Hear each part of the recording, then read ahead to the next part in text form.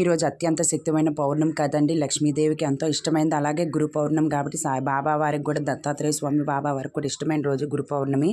అందుకోసమనే నేను ఈరోజు స్పెషల్గా ఇలా అయితే పూజ చేసుకున్నాను. స్వామివారికి ఇలాగ అభిషేకం, పాలాభిషేకం, తర్వాత అలాగే పసుపు నీళ్ళు, గంధం నీళ్ళు, ఈ బూదితో ఇలాగ అభిషేకం చేసుకొని స్వామివారి పూజ అయితే ముగించుకున్నాను. స్వామివారికి ఈరోజు నైవేద్యంగా శనగలు, బెల్లం పెడితే చాలా మంచిది. అలాగే పాలల్లో లక్ష్మీదేవికి ఎంత ఇష్టమైన పాలలోని పసుపు వేసి పెట్టినా ఈరోజు చాలా మంచిది నైవేద్యంగా.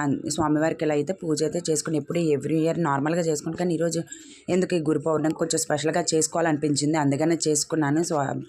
పూజ అయితే బాబాకి ఎప్పుడు ఇలా నేను బాబాకి పూజ అయితే చేయలేదు. లక్ష్మీవారం మామూలుగా చేసుకుంటాను, కానీ గురు పౌర్ణమి రోజు ఎప్పుడు ఇలా చేయలేదు. ఈసారి అయితే ఎందుకో చేసుకున్నాను. మనసు ప్రశాంతంగా చాలా బాగుంది. ఈరోజు అయితే మంచి పౌర్ణమి చాలా మంచి రోజు కాబట్టి లక్ష్మీదేవి కూడా ఎంతో ఇష్టం కాబట్టి ఇంకా అమ్మవారికి కూడా నైవేద్యంగా ఉంటుంది కదని చెప్పి పాలల్లో పసుపు వేసి ఇలాగ మరిగించిన పాలలో పసుపు వేసి ఇలా పెడతాను. నా వీడియో కనుక నచ్చినట్టయితే లైక్ చేసి, షేర్ చేసి, ఛానల్ సబ్స్క్రైబ్ చేసుకోండి.